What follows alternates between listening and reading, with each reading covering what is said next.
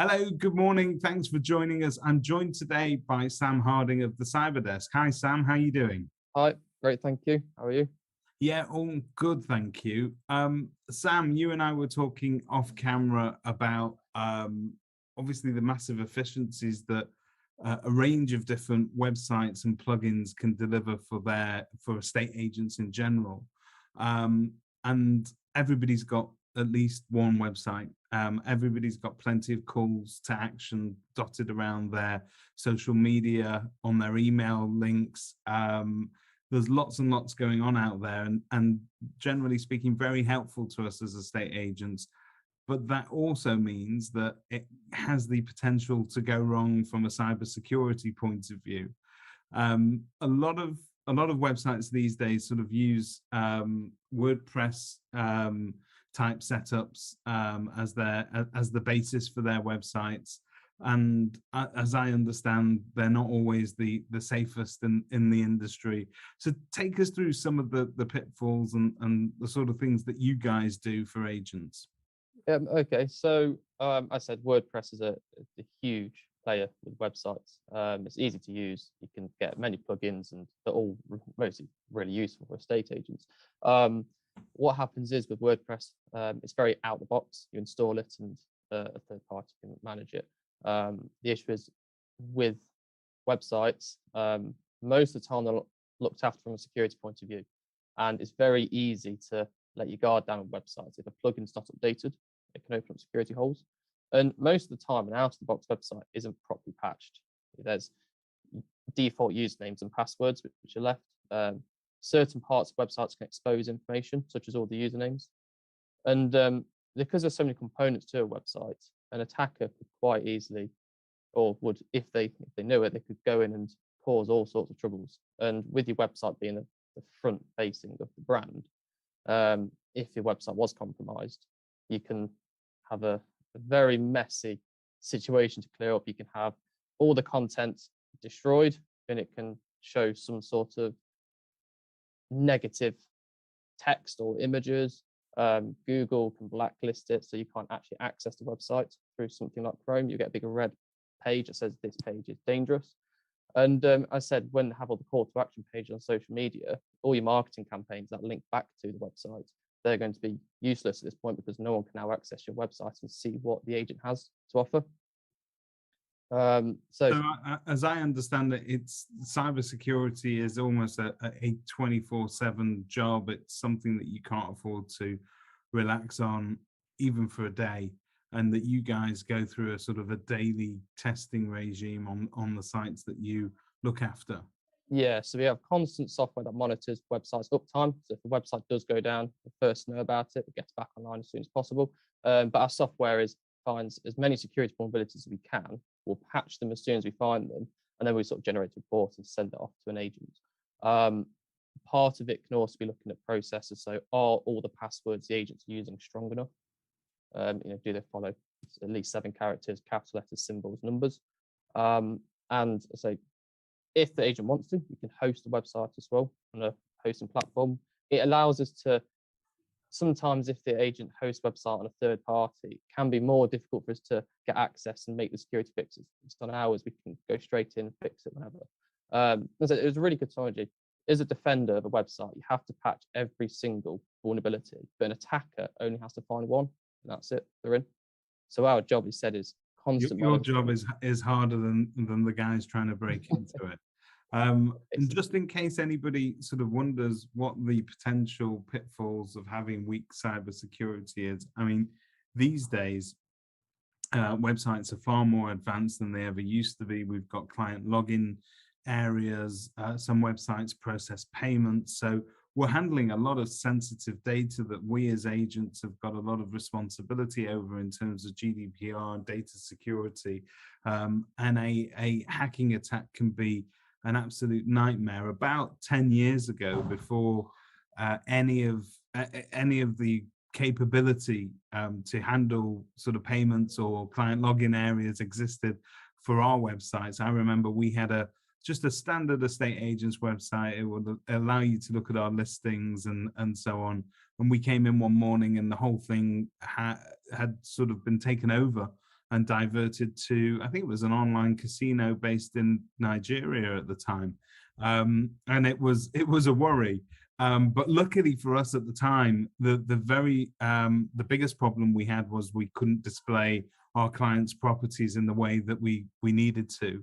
And so it was a scramble for about 7 days to try and sort of wrestle back our IP and everything else, and get it back up online. And the website needed to be done afresh. But these days, had the same thing happen to us today, that would be an absolute nightmare in terms of the data that we now hold is just it's just vast compared to where we were, say, 10 years ago. And we probably, estate agents only cover a sort of a fraction of that market, if you like. You've also got managing agents who do use websites regularly for payment processing. And I would imagine that if credit card details were to start going asunder, there's going to be a hell to pay, and it's just a nightmare you don't want to get involved with. So prevention is very much the cure, isn't it? 100% agree. As soon as it happens once, you can be lost for forever, essentially. Especially when it comes to data, email addresses, bank cards. Yeah. So for an average agent who's looking to sort of beef up their security, and it's not to say that their current website providers or IT companies not giving them a good service. They may have a perfectly good, out of the box estate agent's website. It does the trick for them. But cybersecurity is another layer of service that you can never scrimp or save on. You can't have enough of it, can you? Correct. So a lot of the time, internal IT infrastructure will be protected through either an external team or internals, so system administrators. That'll be their role to look after the network. Your providers will have their own internal processes for securing their systems. Websites always seem to bit out of the picture for some reason, and our job is to make sure that component is what's secured. So you can spend tens of thousands a month on internal network security, but that doesn't touch your website at all. And in terms of how you can help agents, so if I'm an agent looking to access your services today, what's the next step? Do I just get in touch with you? Do you have a look at what I've currently got at the moment and sort of give me a bit of a risk assessment of where we're most open at the moment, or do you handle it a different way? So if you were to approach me and ask me to do a quick evaluation of your website to see how much I could offer, with your permission, I can run my software against your website, and that'll give me a brief of how many issues there are. You can tell me how many security issues there are, but also SEO and performance, if that is something you wanted to have looked into as well. We will find issues like out-of-date plugins, WordPress issues if it is WordPress or Joomla, and we'll pass over. And if you want us to then proceed and become your website security provider, we'll ask for the details to access your website, and then we'll do a full analysis internally and externally. So in terms of onboarding with you and coming on board, it's a fairly swift process. That it's not something that takes weeks. It's maybe something that takes a matter of days. Correct. Yeah. So we had a client come to us with a website that had been hacked. All sorts of problems there. We had their website back online and secured within 2 hours. And if it's not hacked, we can get the first assessment done really quickly. Yeah, no, well, that sounds awesome, because I suppose when it does hit, people are in a panic, aren't they? And they just need to know that they're secure as quickly as possible. In terms of, you mentioned plugins and websites and so on, and various different sort of layers of vulnerability that we now have. And you mentioned that it does interplay with SEO, which obviously is going to push you up the search ranking. Google are quite sort of strict on those things these days, and if you do have security vulnerabilities on your site, you're simply not going to rank as high as you should do. So with the security vulnerabilities in your ranking, there's a common one, which is when you type in a URL, it'll be HTTPS. That's the secured version. that is managed by having an SSL certificate. Now, if you haven't got one of those, which you can get for free, Google will punish you sort of for not providing that secure method of visiting a website. If your website has an out-of-date plugin, that as an immediate SEO situation is not going to be a problem. But if someone takes advantage of that out-of-date plugin and hacks into your website and puts content on there you don't want there to be, Google would then find that information and they would either blacklist your website completely, which can take a few days to be undone. But the SEO penalty will last for a long time, and it can take you months and months to get back up to the top again. Now, I say if you get hacked a second time, Google are really strict with this, because if you get the second time being blacklisted, they'll, I believe it's, I think like 30 days that you're blacklisted for, and you can't appeal against it. Right. They can be really strict. So they're very difficult to sort of negotiate with Google. I mean, I've heard of agents who've had to sort of liaise with Google over various different issues. Sometimes you get, Google reviews, for instance, are left anonymously, and clearly you can't track down whether that's a competitor or a disgruntled customer. And Google are very indifferent towards that, and it's hard to get through to them, isn't it? Yeah, I mean, it can be. It also spans beyond just websites. Let's say your email addresses are hosted on the same server as your website. If that IP address gets a bad reputation and gets blacklisted, it can then affect your email deliverability. So if Google's blacklisted your website and you try and send loads of emails to people on Gmail, it's going to push it into the spam because it sees that IP address as a potential threat.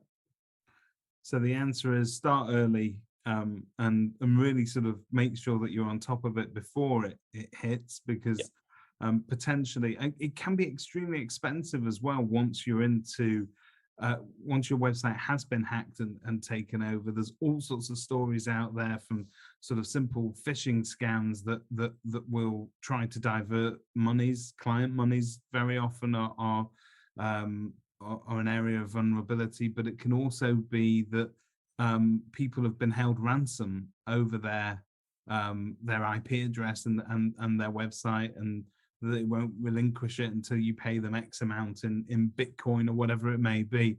But those stories are out there. Those stories are real, presumably. They're very real, yeah.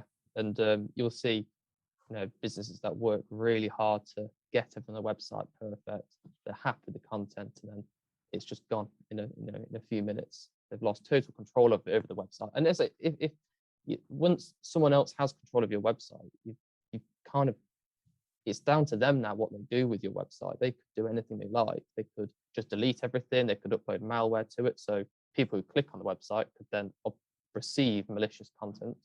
And a lot of people will trust a website that's from an established business. So if it's an estate agent, it's been around for 50 years, if you visit the website and says, download this tool to access properties on your computer, they may go, oh, that's a cool feature. They'll click on that, and all of a sudden they've got some malware on their computer, and it's going to spread.